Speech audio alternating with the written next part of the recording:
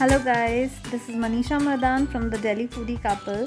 So today I'm going to teach you a recipe that you can make with all the scratch that is available at your place. We are going to make chili garlic noodles today.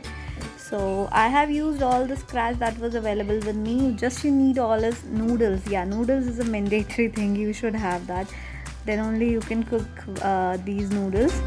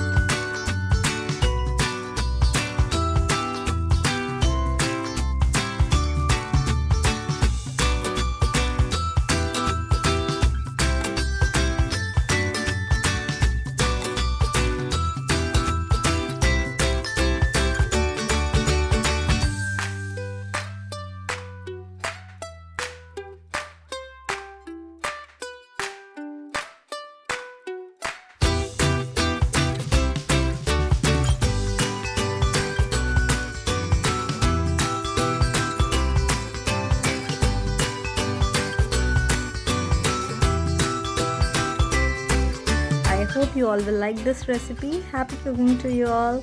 Let's quarantine together.